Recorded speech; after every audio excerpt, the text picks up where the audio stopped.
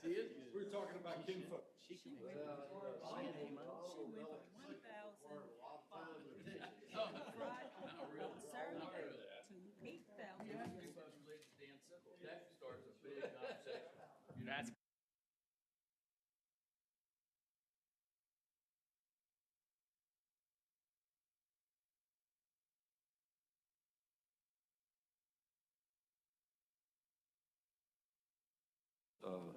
Would you call the roll, please? So everybody vote on the voting record. Your attendance, please.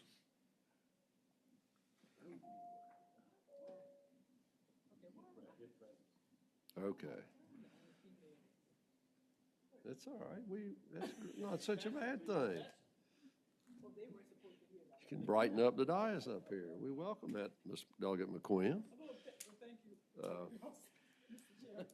So we have two presentations. We have one by Secretary of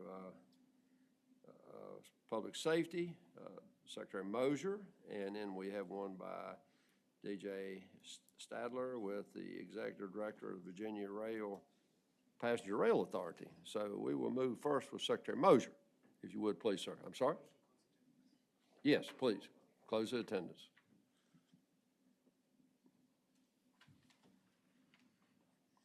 Thank you for joining us this afternoon, Mr. Secretary. Thank you, Mr. Chairman and members of the committee. I come before you today to discuss the state of violent crime in the Commonwealth of Virginia and the administration's response to reducing violent crime is critical to ensuring that Virginia is the best place to work, live, and raise a family. To begin, I'd like to walk through a brief examination of Virginia's crime trends. Between 20 and 2021, the violent crime rate in Virginia increased by 5.8%, it's almost 6%. The percentage of homicides and aggravated assaults involving a firearm increased as well. Over the past 4 years, homicides have increased nearly 40%, going from 461 in 2019 to 638 in 2022. We cannot continue to lose hundreds of innocent Virginians to violent crime. In July 2022, the Department of Corrections began releasing inmates under a newly enhanced earned sentence credit structure, which was retroactive to all state-responsible inmates. This has also added another challenge to our criminal justice system. Of the 2,185 inmates that have been released, 755 individuals, or 35%, have been arrested for crimes as serious as capital murder. That's 1 in 3, ladies and gentlemen. 489 have been convicted of a new offense thus far. The trend is likely to continue. That's the indicator. It's time to come together to ensure our neighborhoods and workplaces and schools and churches are a safe place for families to build communities. Last year, Governor Youngkin launched the Partnership for Petersburg initiative. In Petersburg, we began addressing the needs of the city by having numerous conversations with the police chief, the sheriff, the Commonwealth's attorney, criminal justice services professionals, along with faith-based community leaders, and just everyday folks. These community conversations gave us an accurate assessment of the state of public safety in Petersburg. The message that they gave us was clear. There are not enough law enforcement officers to respond quickly to emergency calls. And also that it was a small percentage of criminals who are committing the vast majority of violent crimes. Prosecutions against violent criminals were bogged down, and there were too many young people who carry illegal guns. Unfortunately, we also learned that the citizens of Petersburg who witness violent crime sometimes are too afraid to testify in open court. We listened to the needs of the community, and we responded swiftly. One of the first things we did had to do with deploying the state police as a surge element to the Petersburg police. The Petersburg police, in turn, started to use a curfew law to help keep youngsters and people that would be engaged in violent crime off the street. There were policy changes talking about the consequences for juveniles involved in illegal guns, illegal firearms. adding prosecutors through the Attorney General's office, adding group violence intervention coordinators. Also initiated an academic criminal justice partnership between Virginia State University and the Cradle Criminal Justice Academy. These initiatives have produced real results. Violent crime, I'm happy to tell you, is decreasing in the city of Petersburg. Most notably, we've seen monthly violent crime with firearms go down by 44%.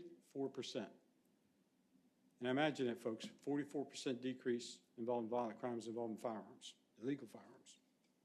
In December, the Petersburg Police and the Virginia State Police initiated a traffic checkpoint operation that resulted in numerous arrests for the possession of illegal firearms and also the arrest of drug dealers.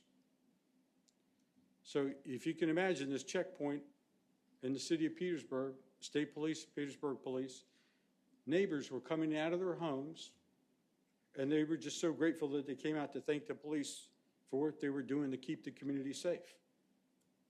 This is a real response from a local community working together with law enforcement. When we have more law enforcement professionals on the ground, and when they have the resources that they need, their communities become safer. To measure what we're doing, we are creating a data dashboard to pilot to evaluate crime trends from month to month. This tool helps us determine whether our efforts are producing results. And I will tell you the results have been they lowered the violent crime rates, and we're seeing these results. After seeing the success in Petersburg, we were inspired to think bigger and expand our efforts through the Commonwealth of Virginia. Thus, Operation Bold Blue Line addresses violent crime across the Commonwealth and includes specific targeted efforts of 12 of Virginia's cities that have experienced the most violent crimes. What we learned in Petersburg led to the creation of the Operation Bold Blue Line pillars. There are 5 of them. One is supporting existing law enforcement by finally fixing pay and wage compression. We need to make sure that we are appropriately compensating and retaining the men and women who put their lives on the line every day to keep our communities safe. We started with that budget amendment last year. 2, launching a new comprehensive recruiting effort to attract law enforcement from other states to develop a homegrown talent as well. As part of this initiative, we created something called the Option 5. I know they have a number 5 on it. I think of a Roman numeral 5 for victory as we move forward with these academies. But the Option 5 academies reduce the amount of training and time that certified law enforcement officers from out of state will have to undergo to become certified in Virginia. Now remember, these are certified law enforcement officers that are working somewhere else that would want to relocate to Virginia and become certified here and work with Virginians. We've already graduated our first class of officers, and they now call Virginia their home. These officers came from anywhere from California to Tennessee to everywhere in between. We have 2 more of these academies scheduled in the second and third quarter of 2023. So we're starting off small numbers, but we look for this to increase. Number 3, providing more support for law enforcement, including training and equipment. In December, the Criminal Justice Services Board approved $20 million in funding and awards for Operation Bold Blue Line, almost $10 million specifically for training and equipment directed to the 12 most violent crime cities and the 11 regional criminal justice academies. Number 4, ensuring law enforcement is backed up on tough-on-crime prosecutors that will ensure the consequences for violent criminals. As part of this, the Attorney General is deploying ceasefire funds to hire new prosecutors. These will be cross-designated with the federal government. And 5, providing additional resources to victims and witnesses and funding for community partnerships to help stop violent crime before it happens. You know, Operation Bold Blue Line leverages about $100 million in state and federal resources to maximize its reach. $75 million of this funding comes from the Federal American Rescue Plan Act, or ARPA, and at least $60 million of this ARPA fund will go to local law enforcement. These funds are restricted for training and equipment to support Pillar 3. of the operation of Bold Blue Line. To date, $12 million has been utilized. There's also another grant, the Federal Edward Byrne Memorial Justice Assistance Grant, or JAG funding, which has provided us $12 million. Normally, JAG would have provided us about $3 million per year, but we now have $12 million accumulated, and that was due to litigation. These JAG funds are allocated two ways, through a formula, grants, and also individual jurisdictions apply for through discretionary grants administered by DCJS. Just so you know, DCJS is drafting an allocation strategy for JAG and ARPA since there are overlapping eligibilities. We want to make sure that the money is going to the right place. So this will help with that.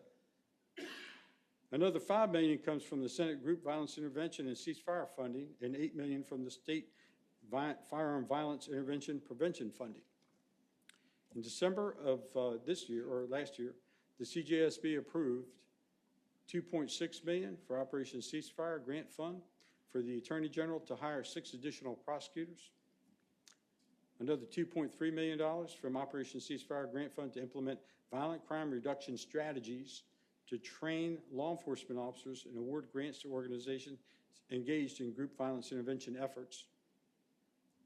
$5 million for the Virginia Hospital Violence Intervention and Prevention Initiative to provide services to victims of violent crime to hospitals with the goal of reducing incidents of violence related to injuries and homicides as they occur inside these different communities.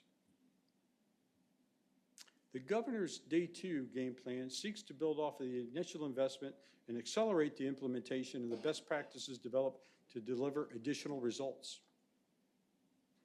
The Governor is requesting $20 million in one-time funding for additional violence intervention grants through Tough on Crime prosecutors through Operation Ceasefire Grant Fund. This is on top of the $13 million provided in Operation Ceasefire during the 2022 session. The Governor is requesting $10 million to establish a Virginia Mass Violence Care Fund. And this will be to aid victims of mass violence in Virginia, to include but not limited to the out-of-pocket expenses not covered by insurance. And we've had a few of those recently as well. The Governor is also asking for $2.5 million for witness protection. You heard me talk about witness protection a minute ago, people being afraid to testify. Without this tool, prosecutors will be forced to dismiss cases and victims will be re-victimized by fear for retribution for telling the truth in a court of law. The Governor is also asking for $30 million to support police recruitment efforts. Virtually every police force and sheriff's office in Virginia is understaffed and is challenged with efforts to recruit new and experienced officers. When we surveyed vacancies in Operation Bold Blue Line City initiatives in October, some of these places had vacancies of 37%. Think about this. Some departments can't even respond to 911 calls in a timely manner. And this impacts the most vulnerable.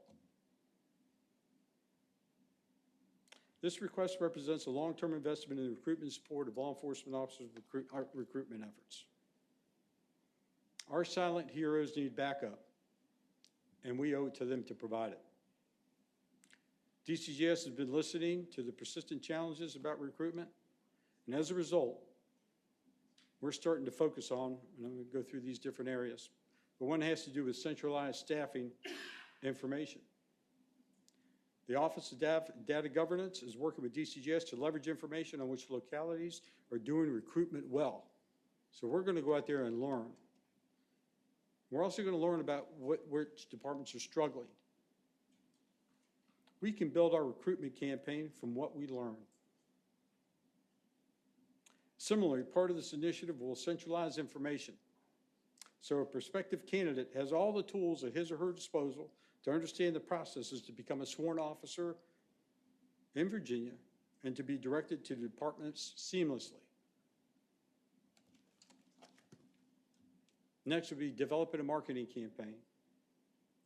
The campaign will be centralized, statewide, sending a clear message throughout the Commonwealth that we back the blue. Our communities are in desperate need of selfless servants. Officers will receive unwavering support from the Governor's administration. Next will be evaluating incentives. DCJS is studying incentives offered by other states to ensure Virginia is competitive with an incentive plan. We need the best officers targeting violent localities. This is hard work, folks, but we're focused on getting this right, doing it right. Partnering with higher education and institutions, it has to do with DCJS is working to explore ways that we can better partner direct with students throughout their community college system to serve in law enforcement. The persistent issue of law enforcement shortages is a massive challenge and requires a comprehensive analysis, planning, and execution, more importantly. Got to get it done. This investment in recruitment efforts will give the team time and resources to do this well, having the maximum impact. In closing, the men and women in blue are, as the governor says, our silent heroes, are often doing very dangerous work to keep us all safe. I urge you all to support these requests. And I'm also happy to answer any questions. Thank you so much. Sure. Thank you, Secretary Mosier. Are there any questions? Yes, Delegate Krizek. Thank you, Mr. Chairman. Thank you, Mr. Secretary. Yes, sir.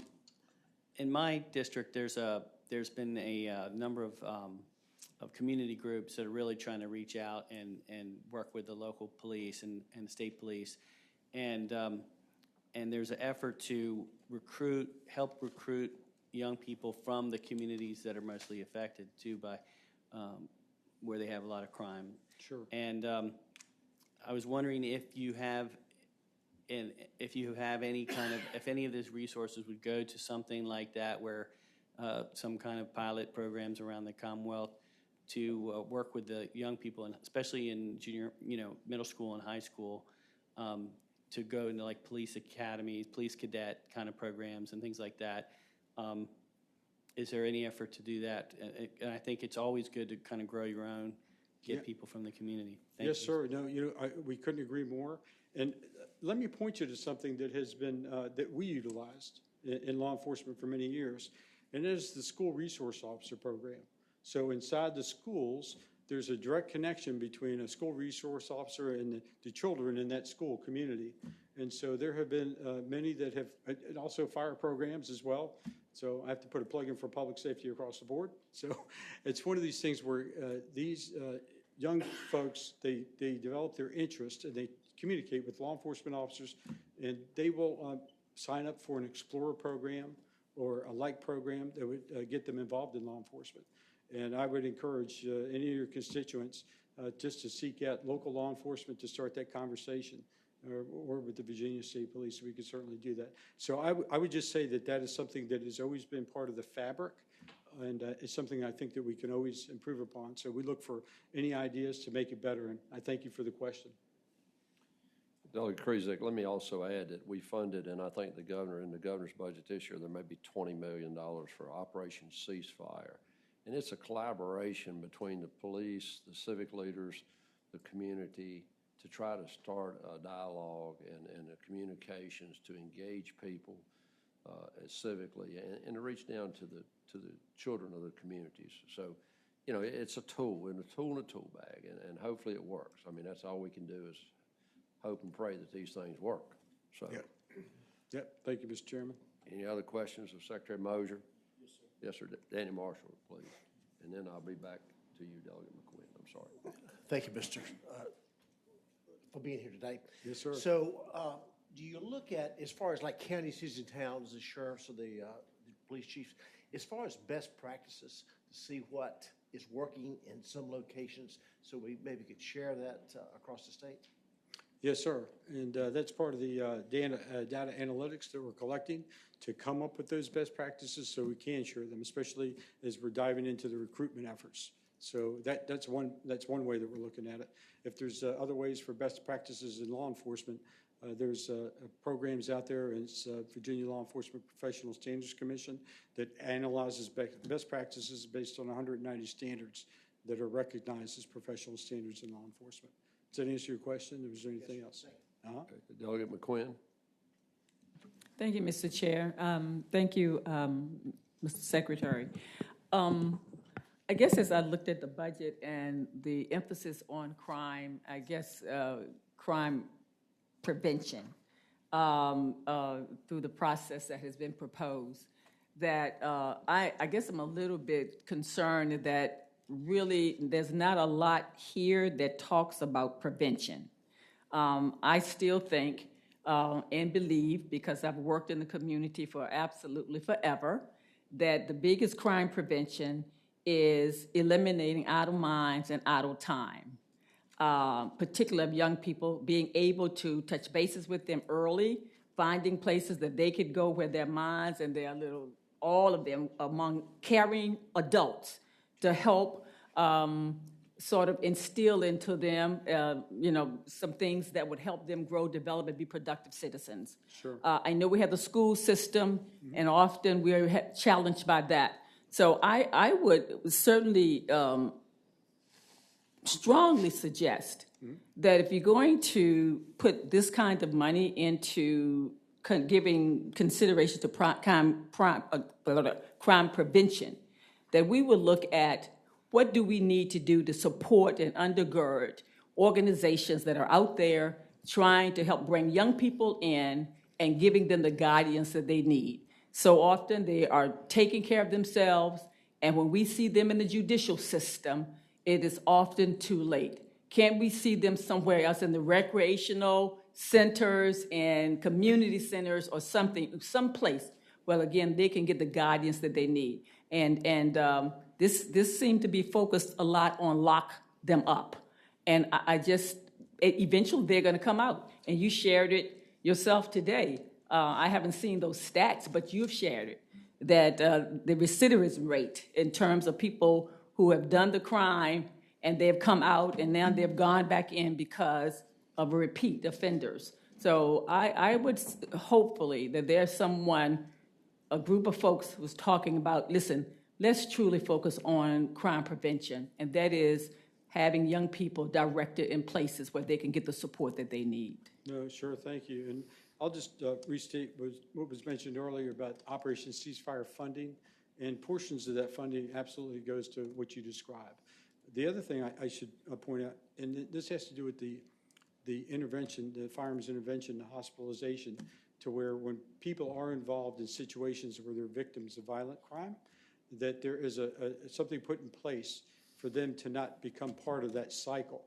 In other words, they get into, again, prevention, intervention, so they don't become a victim of violent crime. So there are resources that are built into this to address those particular concerns.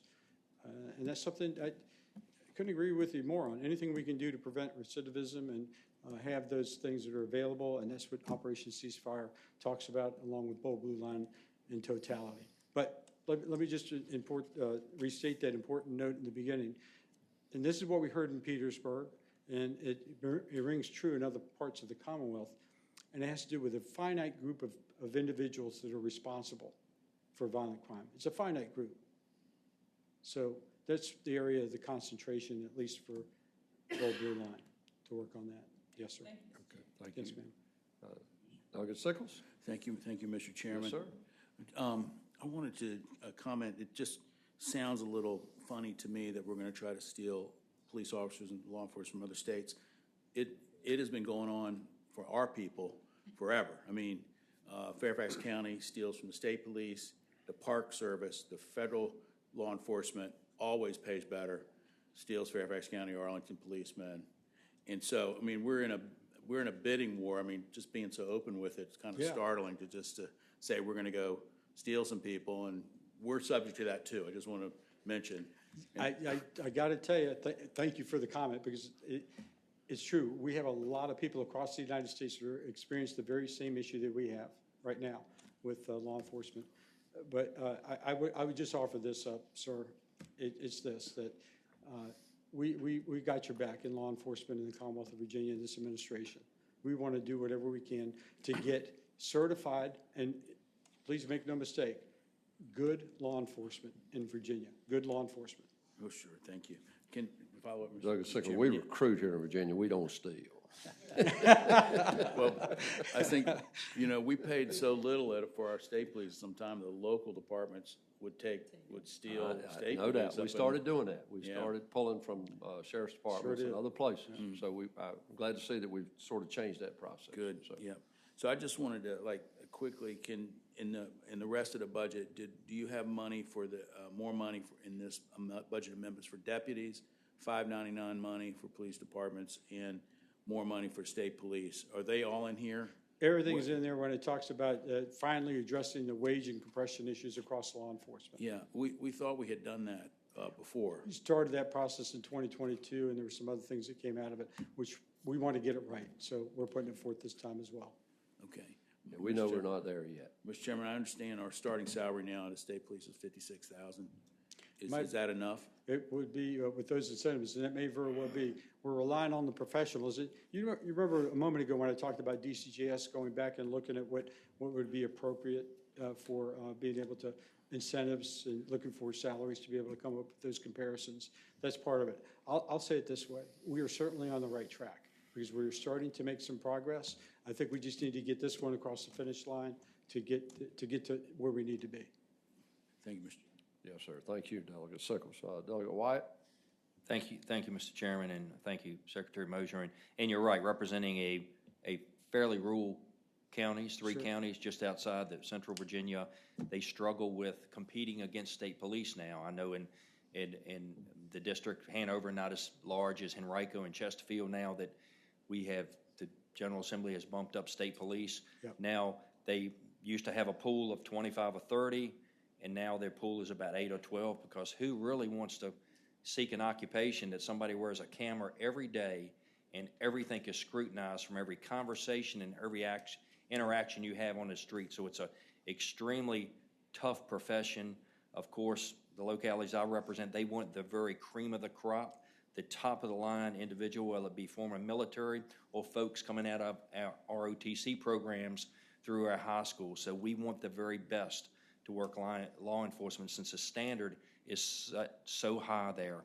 But also community. So we just, please don't ever forget the salaries for us, our localities. They hire deputies in 6 months to a year. They may jump or leave to go to the state police. So we've got to continue with incentives there, whether it be starting pay increase salaries for those deputies across the entire Commonwealth, because they do compete against the other localities and state police. But also back to enforcement, I guess it's community policing. I hear my sheriffs, and serving even in local government on the Board of Supervisors, Yes, sir. sheriffs are very receptive to allow to do ride-alongs. Oh, yeah. I did numerous ride-alongs. When I first came down here to General Assembly, I reached out to our friends in the state police in the 1st Division here in Richmond, and I said, can I do a ride-along? They really didn't quite grasp that, but I ended up riding one evening up 295, 64 corridor with a trooper. So I would continue. We need transparency, and folks, whether it be community leaders, to continue to engage them. Sure. So they actually see, I can't say it enough with my sheriffs, so us as legislators see the challenges that they have every day, because, of course, everything is not shared. Of course, I hear from my sheriff, maybe a drug deal or something that may spill over into my area and they solve a case. They really don't want to advertise it and let the folks hear about it. It's kind of charges are pending, and they kind of deal with it. So it's community policemen. If you see something, say something. Bring those folks into the neighborhoods and can keep engagement. So I want to thank you for what you all do. Please don't forget our sheriffs out there. And No, we won't. they definitely need, and yes, we do need to get the bad actors off the street, so our folks live in a safe community, because everybody in this Commonwealth deserves to live in a safe environment. So thank you, sir. Yes, sir. Thank you. I'll be seeing the sheriffs tomorrow evening. They're having an event. So thank you very much for your comments. and support. Thank you, Secretary Mosier. We appreciate what you do, and we appreciate the administration's support for law enforcement. So thank you kindly. Yes, sir. Thank you. Thank Yes, you. sir. Thank Ladies you, and sir. gentlemen of the committee, thank you so much Okay. for what you're doing for the Commonwealth of Virginia. Thank you, Secretary Mosier. Okay, now we have DJ Stadler he is the Executive Director of the Virginia Passenger Rail Authority. DJ, it's not that I don't want to hear what you have to say, it's just I have a pretty important meeting upstairs also. So I've heard your presentation. I'm going to now turn the meeting over to Delegate Moorfield, and I apologize for having to run out. Wow. Okay? Okay. Thank you, DJ. Thank you, sir. Appreciate it. Always appreciate your support. Good afternoon, members of the committee. It's great to be here, and I appreciate the time to present on the Virginia Passenger Rail Authority. As the chairman said, I am the executive director, DJ Statler, and I'm going to spend some time today talking about what we've done in the 19 months we've been around. As you may recall, you created the VPRA, and the goal was to get people out of cars and onto trains. We were given all the powers necessary for carrying out statutory purposes. As you can see there, we are charged with designing, building, and operating rail facilities. What we don't do is we don't run trains. We contract with an operator to have them run the trains. It is our job to make sure the infrastructure is in place and that the trains are available for the people where they want to go. We are governed by a 15-person board that is appointed by the governor and rolls off a certain number of them, 3 roll off every year. Our funding comes from the Commonwealth Transportation Fund. You see a detailed kind of flow down. At the end of the day, there's a Commonwealth Rail Fund, and we get 93% of that. Part of that goes to funding our capital projects. Another part of that goes to actually operating the trains, paying Amtrak, in this case, for operating the trains. This is the first agreement we had. You see the map here. This is the agreement we had with CSX. It is the original Transforming Rail in Virginia, and we've since expanded that and called our entire program Transforming Rail in Virginia. But this covers the infrastructure between Union Station and Washington, D.C., down really to the state line, North Carolina, Virginia state line. You see on the slide the number of projects that we have scheduled. We split those into 2 phases, phase 1 and phase 2, and it's critical to get these projects done to add more service. It's very important, and we say this all the time, we're not here to build bridges, we're not here to add track. We're here to make more trains available to people and get more people on those trains. We can build all this infrastructure on time, on budget, but if folks don't get onto the trains, we fail. So that's a big part of what we do. The last bullet there is very important. We're considered a national model. Thankfully, we were ahead of the curve before all of this significant federal funding came to play, and we are now looked at as, hey, how did Virginia do it? What did they put in place to become so far ahead? And it's very easy. We went to the freight railroads, in this case CSX, and we said, look, we don't like your freight trains in our way. You don't like our passenger trains in your way. What can we do together? What kind of a deal can we come into that you win and we win, and we all walk away friends? They embraced us, and with both CSX and Norfolk Southern, we have good deals where we both win when this stuff gets delivered. The important part of the capacity constraint is Long Bridge. If you see on the right-hand side in Northern Virginia, currently there are 2 tracks that go over the Potomac.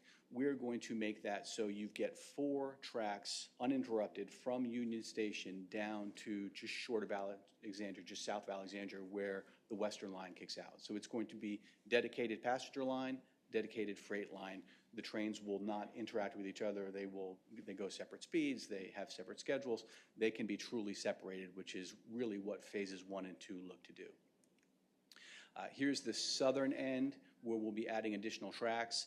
It will not be 4 tracks all the way down to Richmond, but you'll see there are key strategic places where we're adding a 3rd track where we have congestion now, where trains need to pull aside and let other trains go by. One thing that I'm asked pretty regularly, are we putting a 3rd track through Ashland? No. 2 tracks in Ashland. We're not adding another track to Ashland. I will say that. My first week on the job, I went to Ashland, and that we've been about 2 hours talking to them. We are not adding a 3rd track. We can operate without that. Here's the Long Bridge. This is the biggest project that we have. It's $2 billion, and it is the bridge that goes from the south end, Virginia and the Potomac River, across the river into D.C., and then up to L'Enfant Plaza. We're actually doing this in 2 separate packages. The bridge over the water is going to be easier, hard to believe, and that will come also with a pedestrian bike bridge that will allow folks to commute by walking or bike, also for recreational purposes.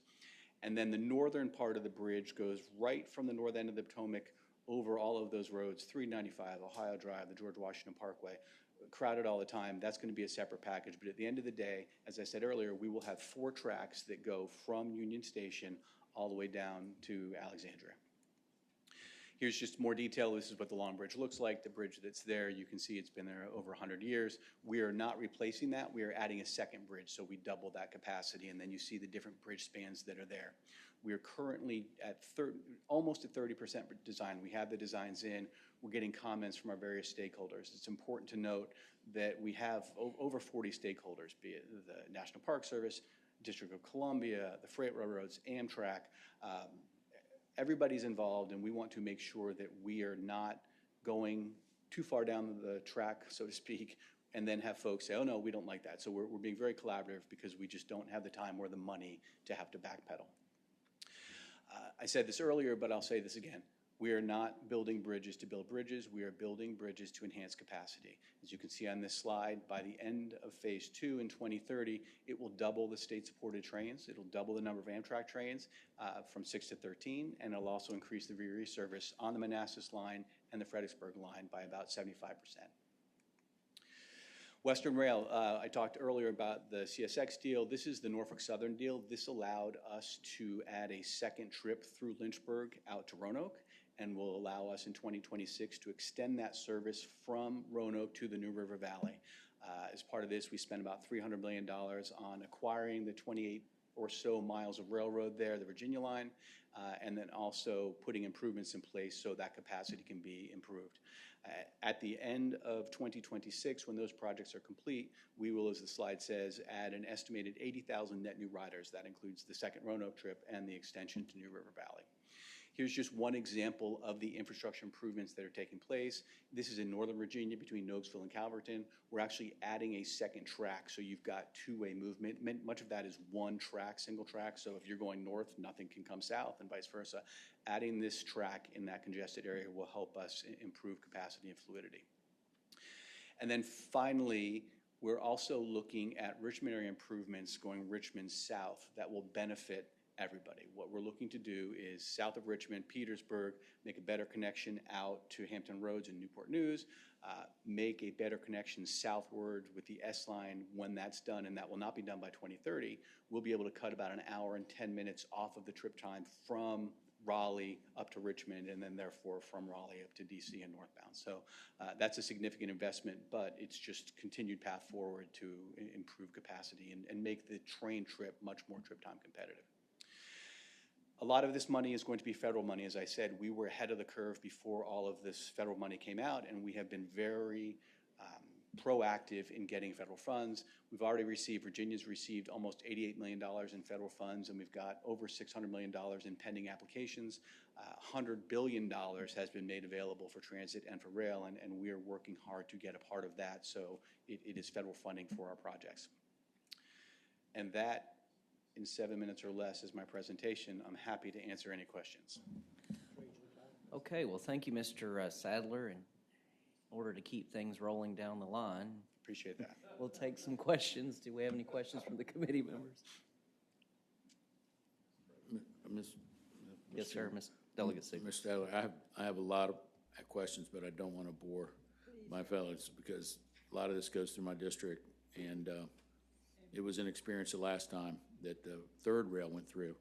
And so, but I'm excited about it. Most of our constituents are concerned about the pedestrian pathway across the Washington Channel. That is highly anticipated. Mm-hmm. Absolutely. It'll be a great project.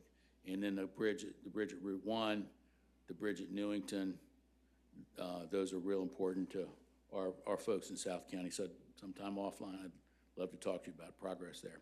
That would be great. I would love to brief you on that because you're right. Those are critical parts of the project. And those bridges, not only the rail part, but the highway part as well, where we're widening the highway and making it lower. Yeah. One of the big reasons that we get service disruptions is bridge strikes, where a bridge thinks it's not tall enough, but it really is, and hits the bridge. Yeah. That shuts the railroad down. So having those bridges wider and deeper will help a great deal. Mr. Chairman, you guys may not know this, but in Fairfax County, we have a one-lane bridge under this railroad track that you have to wait to see. You have to sight the other car, and you decide who goes first. So, you know. Yeah, and at night, it's not all that well lit. Yep. That'll be fixed. But, excuse me, Ken, we also, in my district, have the auto train. So if you're going to Disney World, You can put your train on there in the 43rd district and go to Florida. And that has gotten, that's very popular because causing problems with congestion with people getting there all at the same time to get on the train. I think they moved the departure time to right in the middle of rush hour for some reason. I think they leave at 5 p.m. now. Yeah, they made the departure a little later because, as you pointed out, when they only have 2 train sets. So at any given time, one's going south, one's coming north. And it travels over CSX right away for most of the time. And they had some pretty significant issues in North Carolina and South Carolina of the train hitting slow orders and slowing down. So the train coming north would be late, and it takes them a long time to unload everybody, unload the cars, clean the train, and then reload folks. So in order to keep on-time performance, they push the afternoon departure out at almost an hour. Yep. Thank you. Good luck. That's really exciting what's going on. Thank you. I appreciate Delegate that. White. Thank you, Mr. Chairman. Just one question, to kind of clarifying question for me. The Richmond area improvements, are they directed at Staples Mill Road where there's lots of parking there now, or Main Street Station? Where is the focus on structural improvements for increasing the capacity into Henrico County or Main Street in Richmond? Yeah, so my answer will be too cute, and I apologize in advance. Yes, we're doing work at Staples Mill. We're adding additional trackage south of Richmond, so there's a lot of work being done in Richmond. And again, we'd be happy to come brief you separately, but it's not just one project, it's a bunch of them, to include a new layover facility. So right now, when folks, train crews end the trip in Richmond, they let folks off at Main Street, and then they've got to back the train back up to Staples Mill and store it there. We've got to have a place where we can store the train here so you don't have that additional movement. Acca Yard is another one, the yard between Staples Mill and Richmond. Huge congestion there. There's going to be work done there to free up that as well. Thank you. Okay, any other questions? All right. No further questions, and again, thank you. Your authority has done a very good job keeping all of us informed, and I see you've got Mrs. Mansfield there in the back. She's done an incredible job as well, and so with no further questions, let's head on the other side of the tracks. Well, thank you. Appreciate that. Thank you all. Meeting adjourned.